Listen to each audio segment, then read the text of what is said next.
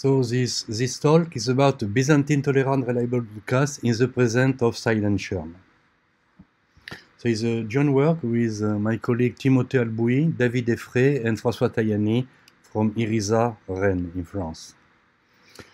So I will describe first the basic computing model and the very classical Byzantine reliable broadcast problem. Then I will introduce what we call silent churn, Byzantine reliable broadcast, and according to time, I'll present totally or partially an algorithm solving this problem, okay, in the presence of silent churn. So the initial motivation of the work is coming from problem of money transfer application of a kind of a distributed application in which some operation by different processes are commutative. Okay. And the problem was the disconnection and the local state reconciliation when processes reconnect. So the basic model and the BRB communication abstraction is the following. Nothing is original, it's very classical. We have the computing entities are n asynchronous processes, okay, P1, Pn. Each process know we are n, and up to T processes can be Byzantine. Okay. And these processes communicate through a fully connected point-to-point network, and the network is assumed to be reliable and asynchronous. So nothing new in the model. Byzantine reliable broadcast was introduced a very long time ago, nearly 40 years ago, actually by Sam Twegg in a POSI paper in 84, then Bracha and Twegg in GICM 85, and by Bracha then in 87. So what is the idea of Byzantine reliable broadcast?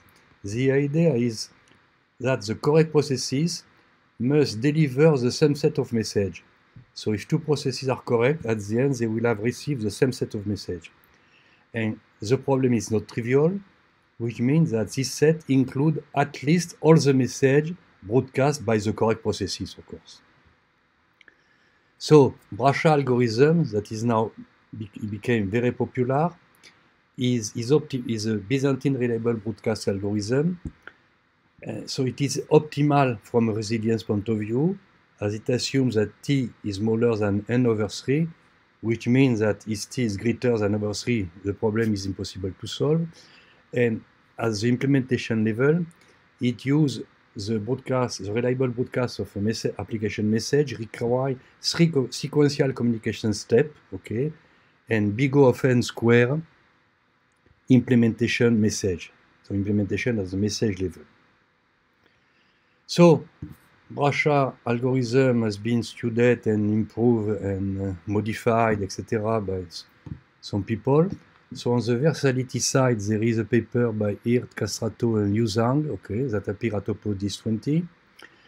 On the equally on the versatility side, there is a paper by myself in which I show the fact that Bracha algorithm has a very deep structure, okay, and this deep structure can be used to do many things.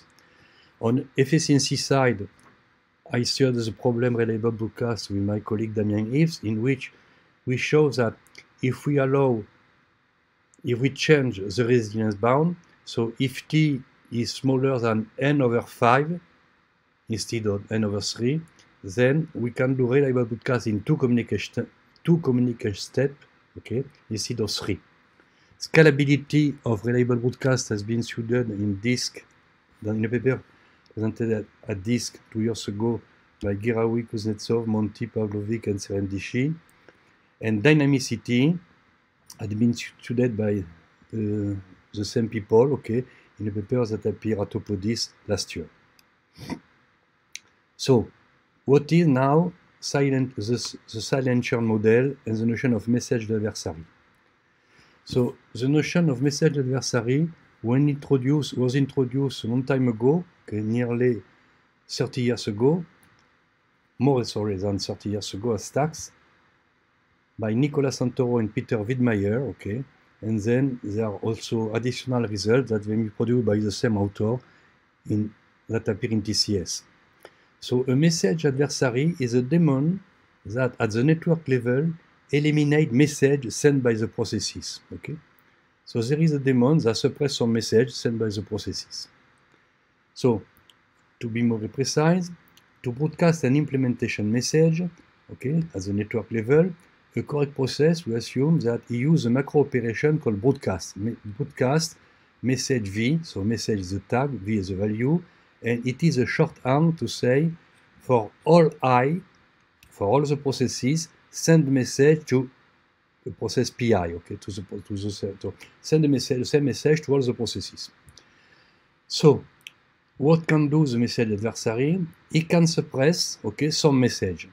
So in our case, we suppress there is a bound for each message broadcast as a network broadcast, as the implementation level by a process.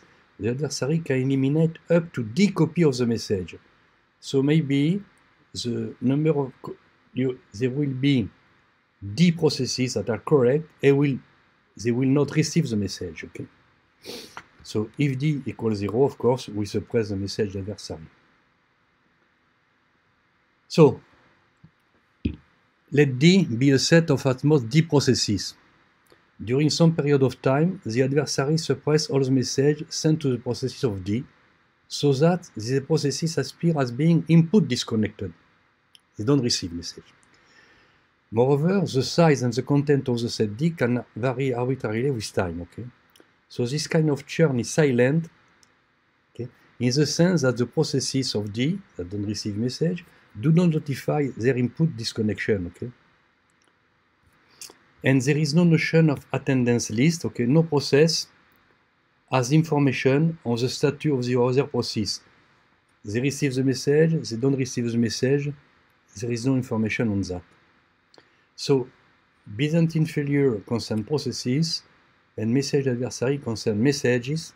So if we look at the fact that the message sent by Byzantine processes, they can be falsified, okay? Byzantine process can send fake message, and message losses. If the Byzantine process assumed to broadcast message, send a message to no process, it appears as if all the messages were lost. Now, if we look at message adversary, the adversary cannot falsify message, okay? Message losses, at most D processes don't receive a message that has been broadcast at the implementation level by a correct process. But actually, stated this way, Byzantine behavior and message adversary cannot be compared, okay? So now, let us adapt reliable broadcast, the definition, to silent churn context. So there are two communication abstractions, of course, SSCB broadcast and SSCB deliver, to broadcast and to deliver message at the application layer. And at the network level, we are using the vocabulary broadcast and receive. So application layer, SCB broadcast, SCB delivered, implementation layer, message, implementation message are broadcast and receive. So the validity. The validity is the following. If a correct process PI, SCB deliver a message from a correct process PJ with some sequence number, then PJ, SCB broadcast message with the same sequence number. Okay. And of course, the sequence number is used only once by a correct process. SCB no duplication, a correct process PI, SCB deliver at most one message M from process PJ with some sequence number SN, given a sequence number SN. And no duplicity, if a correct process PI, SCB deliver a message M from process PJ, correct or faulty, with sequence number SN, then no correct process SCB deliver another message M' different from M with the same sequence number. Okay.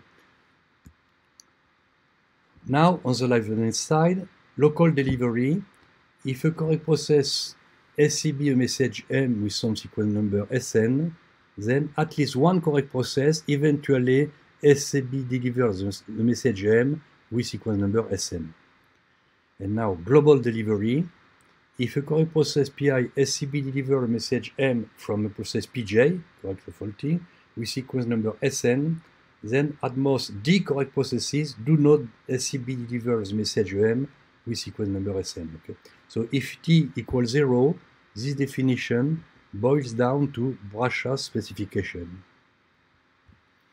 So now an algorithm. Let us describe shortly an algorithm. So this algorithm presented assume two cryptography-based operations. So a process is able to sign message using the operation sign. The message is the message. So it create and sign a digest of the implementation message M. Okay. Now verify. So there is a message, a signature, digest, and a process ID. So this is true if the signature sig of the message SM is valid using the public key of PI, of course. Okay, so if PI signed the message, and this is witnessed by SIG. So signature are used to cope with the net effect of Byzantine processes and silent churn. Okay? So actually, we don't assume that point-to-point communication channels are not authenticated. Okay? And signature allow correct processes to verify the authenticity of messages that have not been directly received from the initial sender, but through a path of Byzantine processes. So an open problem is to try to have an algorithm without signature. So the algorithm assumes that the number of processes is greater than 3t plus 2d. So t is the upper bound of the number of Byzantine processes, and d is an upper bound on the power of the message adversary. So when a process invokes the operation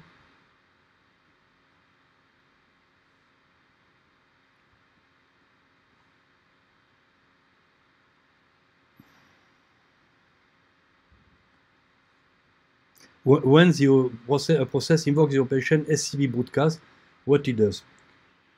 It increases the local sequence number generator, and then it produces two digests. One, it is because it's the sender of the message M. Okay, so he signed M with sequence number SNI with signed by PI, so with his private key. Then he will forward this message. Okay, so he build another signed message tag I prime. Okay, he signed the message M SNI I, so means that sig I is a signature of M SNI I, and this has been produced by PI. So here it is as initiator of the message, here as the sender of the message. So he add this message to this local set echo, and this set is a set representing the implementation message that have been received by PI, okay, and accepted by PI. And then he broadcasts the message echo carrying this information. Then, when a process receives an echo message, okay, by some process PK, he first checks that if this, okay, if SIG is a signature of MSNJ, this is done here, okay, to be sure that the initial process that wanted to disseminate the message, okay, is the real author of the message.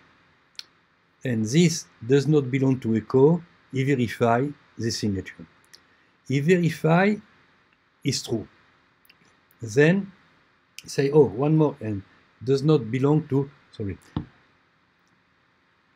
He add this message to echo, to the set echo. So all the message it has received through echo message, he adds this one. And if the message MSNJ SIG was not previously in echo, okay, what he's doing, he signs the message, okay, okay, MSNIJ, the signature, signed by me PI, okay, and he sends an echo message saying there is one more message echo testifying, okay, witnessing this message, and he broadcasts the message echo corresponding. If he receives enough message echo, okay, then it will broadcast with a quorum message, okay, the message here, okay, this one, that is here, okay. Yeah. So quorum is a set of pair of signatures signing process identity, proving that enough processes witness a given application message for it to be delivered. Okay. Now, when a process receives a quorum message, okay, it checks if it is valid, this message, it add invalids, if it check invalid, that there is enough verification of the message. If there is enough, the set valid is big enough, okay, n plus t over 2, then it will deliver the message locally, and its forward is witnessed by sending a message quorum. Okay. So actually, this algorithm is proved correct for n greater than 3t plus 2d. Okay, so I'm skipping a little bit, and we show recently, after the paper, the last version was received by the proceeding editor. Okay, we have an important result. We show that actually n greater than 3t plus 2d is a condition that is necessary and sufficient for this problem. Okay. So to conclude, we introduce a model in which there are three types of adversary: asynchrony, Byzantine failure, silent churn. Okay. A tight bound, n greater than 3t plus 2d. And we have an open problem still that consists in the elimination of signature, okay? And we have an application, okay, to use this new reliable broadcast application is the local state reconciliation in money transfer problem. Okay. Thanks for your attention.